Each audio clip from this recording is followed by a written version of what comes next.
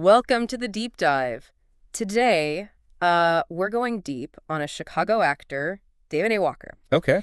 And we've got a bunch of interview clips, actually, where he really gets into his whole journey from stage to screen, and we thought it was super interesting, and we figured you guys would too, especially his whole path to success, Right. which is all about, really putting in the time and, Oh, wow. staying true to yourself. So I like that. yeah. Yeah, it's not, like you said, it's not like the typical, Right. like Hollywood overnight success, right? Exactly. It's, his journey really shows how powerful, consistently working is. Yeah. And how that dedication to your craft can actually lead to recognition and fulfillment. Exactly. And he's got a very grounded perspective. I mean, he got his start in acting because of a dare at church. Yeah, his friend challenged him to take on a role in a play called I Need a Breakthrough.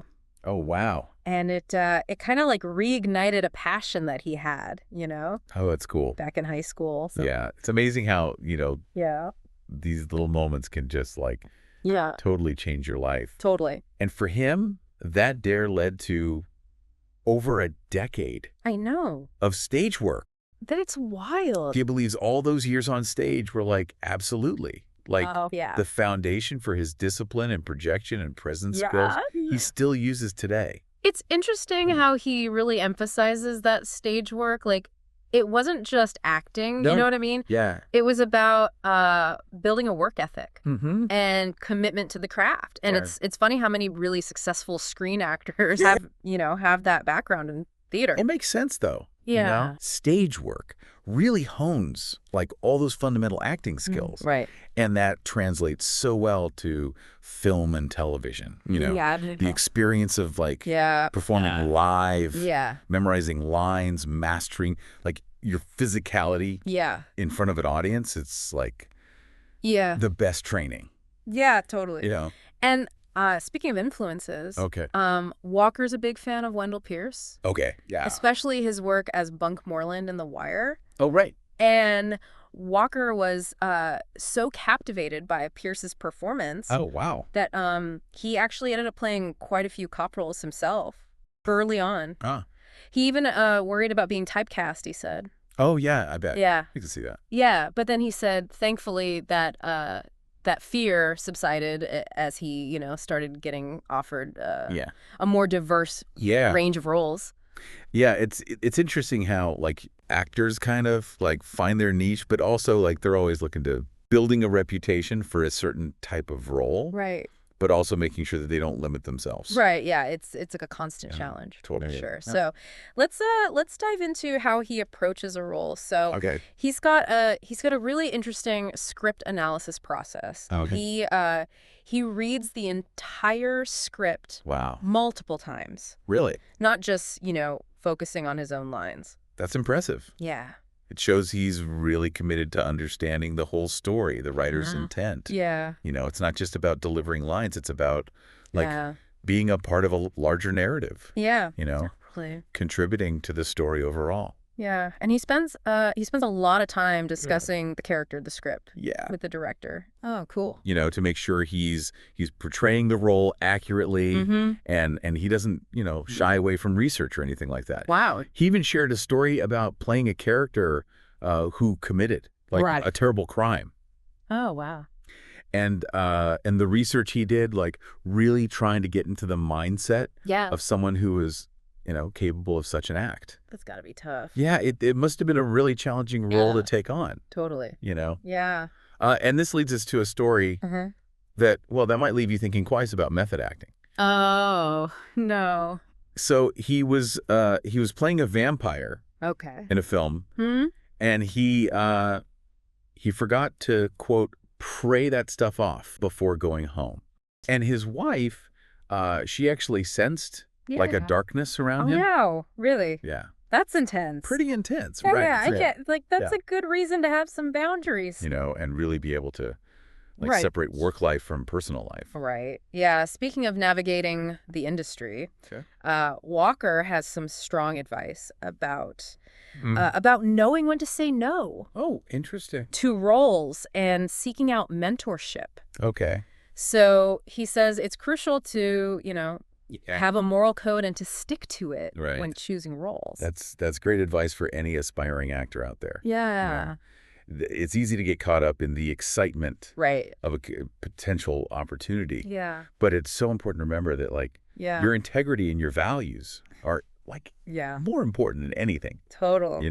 Yeah. And sometimes saying no can be, really empowering. Absolutely. And help you avoid, situations that could compromise your beliefs. Right. Or your career goals. Exactly. Yeah. And he admits, actually, that early on in his career, he actually said yes to almost every role he was offered. Wow. Just to, build experience, gain recognition. Right. But he also cautions against being so desperate for work that, you end up sacrificing your principles. You gotta have your principles, man. Yeah, there's a difference. There's a difference between, strategically taking on roles to gain experience and just, grabbing at any opportunity out of fear or desperation. So. Totally. Yeah. And, now, when it comes to mentorship, Walker doesn't have any formal mentees or anything. Oh, really? But he says providing support and encouragement to other actors on set is a way of giving back. That's cool. Yeah. Yeah, it's like it just shows that mentorship doesn't have to be this formal thing. Right. You know, sometimes it's about creating a supportive environment. Yeah. Offering guidance. It's about creating that sense of community. Right. And helping each other out. Absolutely. Yeah. So let's talk about that community aspect for a moment. What are Walker's thoughts on Chicago's acting scene? Okay. He thinks there's a lot of untapped potential in Chicago. He actually compares it to Detroit's acting scene. Interesting. Which has gotten more national recognition. Right. And he believes Chicago has all the ingredients to be a thriving hub for acting. Okay. Yeah. Tons of talented actors. Yeah. Resources and a vibrant arts scene. But there seems to be a lack of trust and collaboration. I see. Holding it back. Interesting. Yeah, he even calls it a secret sauce that's missing. Interesting. Yeah. He thinks that Chicago needs he thinks Chicago needs a catalyst. Yeah, like a catalyst. Yeah, someone who can bring everyone together and unlock the city's full potential. It makes you think about what do you need to create a successful, supportive acting community? Right. Yeah.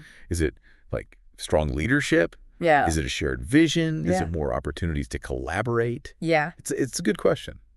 Definitely something to think about. Yeah. So let's get back to Walker's personal journey for a second. Okay. So he had this incredible experience working with Forrest Whitaker. Cool. It was a true highlight of his career. Oh, wow. He talks about how it felt like a culmination of his 14-year journey. Wow. And to think he almost didn't even get the role. I know.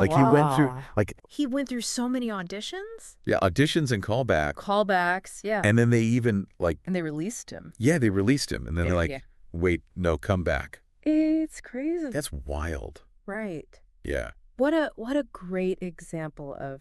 It really shows how persistence and resilience pay off. Yeah, he could have easily given up at any point. Oh, totally. But he just kept pushing forward. What's important for our listener to know is that patience isn't just about waiting for stuff to happen, right? Yeah. It's about working on your craft and trusting that your effort will be recognized eventually. Exactly. And it's a powerful message for, for anybody pursuing a creative career, really. Or any goal that requires long-term commitment. Yeah, absolutely. Right. And then of course he got that picture with Forrest Whitaker.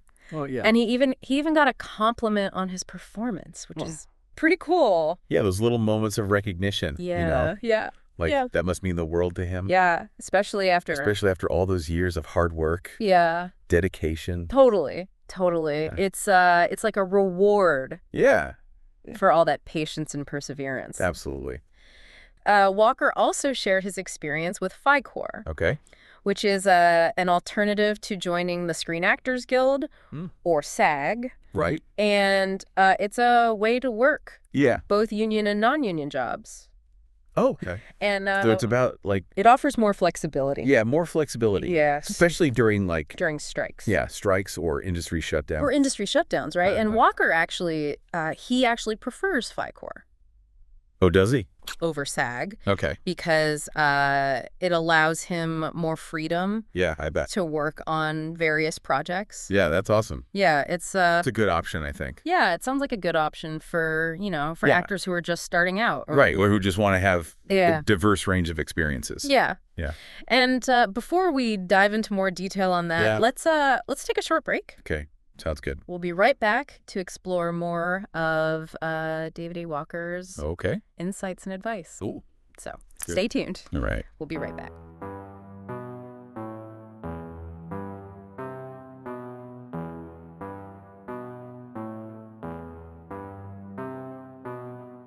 What up, Blaze? Man, I got this nice event coming up, big ass showcase. I'm gonna make a lot of money.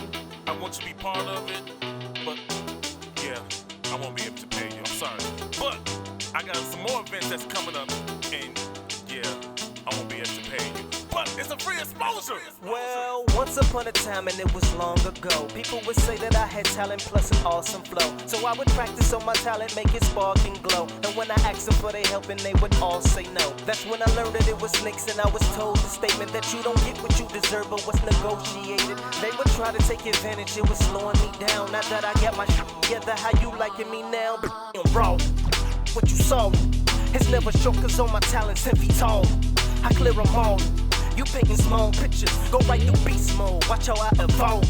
Cause game recognize, how you should've seen the competition when I said I'm from the shy. Y'all haters did your best to try, it's no drama, look the other way like it's a lazy eye. And I don't feelings I hurt, it's like these people get offended when you tell them what your talent is worth. If you ain't talking about that bread, listen, then I ain't doing and it's like a bad transmission. So I'ma try to call it like I see. Some people got a pocket full of money and they always being cheap. They always wanna hook up or they ask me waive a fee. So I cut the conversation, tell them peace. I ain't doing for free. Everybody and they mama getting paid, so I ain't doing for free. Yeah, I got a million places that I'd rather be, so I ain't doing for free. If I've been helping you and you ain't helping me, I ain't doing for free. Because my time is worth money, so just know that I ain't doing my free. I done seen a lot of snakes and liars with their own slick agendas pushing. Welcome back to the Deep Dive. We're continuing our look at David A. Walker's acting journey. Mm-hmm. And, before the break, we were talking about FICOR. Right. Which is that that fascinating alternative to joining SAG that offers, like, a lot of flexibility for actors who want to, work on a wider range of projects. Walker actually said that, FICOR really, aligns with his personal goals. Yeah. And allows him to, pursue different opportunities than he might have as a SAG member. It's interesting how, he's found a path that works for him and his specific needs. It's cool how there are multiple ways to have a successful acting career. Right. Yeah. Yeah, and another thing Walker emphasized was the importance of having a supportive partner, especially in a field as demanding and unpredictable as acting. Right. And he talked about how his wife plays a vital role in his career. That's awesome. Even though she's not, actively pursuing acting herself at the moment. Right. He shared how she acts as his reader. Oh, wow. That's cool. Providing valuable feedback on his performances and helps him, refine his delivery. It's a good example of how partners can support each other's creative endeavors even if their paths don't totally overlap. Right. And he even credits her with helping him make like strategic decisions about which roles to take on. That's awesome. So they really have like It sounds like they have a partnership. Yeah, real partnership. Yeah. Yeah. Both personally and professionally. It makes you wonder, like, right. what role do like the people in our lives play in our creative journeys? Totally. You know? Yeah. Do we have people that like challenge us, mm-hmm. encourage us, give us honest feedback? Yeah. Having a strong support system can make a huge difference. Absolutely. I totally agree. And you know, it's interesting how he he doesn't view networking in the traditional sense as a priority. Okay. He said he focuses on doing good work and letting his talent speak for itself. I like that. He believes that's the best way to connect with people in the industry and create meaningful opportunities. That's a refreshing perspective. Yeah. It's not about like schmoozing or like trying to like force connections. Yeah. It's about like letting your passion shine through. Yeah, shine through. And trusting that the right people will notice. He's willing to take on roles that don't pay much.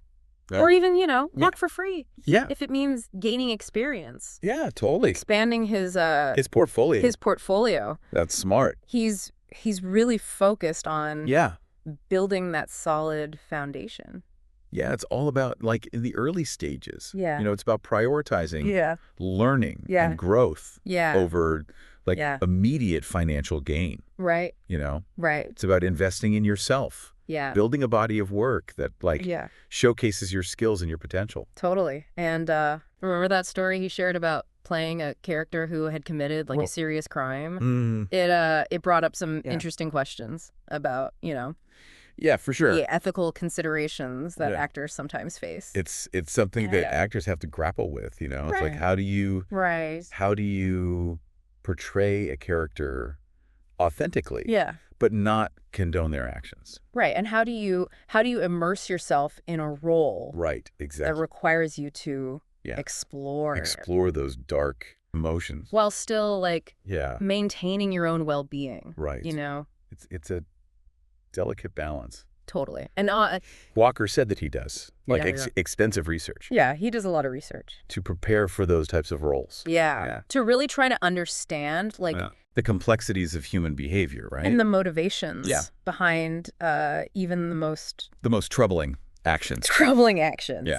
And he also talked about the importance of, having boundaries. Right. Like process those intense emotions and protect your own mental health. Yeah, mental and emotional health. And remember that story about how his wife sensed she sensed a darkness. The darkness around him. Yeah. It's crazy how like those intense roles can like bleed into your personal life. Right. Even if you're not. Yeah, even if you're not like trying to method act. Intentionally method acting. Yeah. Yeah. It really underscores the importance of it really shows like self-care. Yeah, self-care is important. Yeah.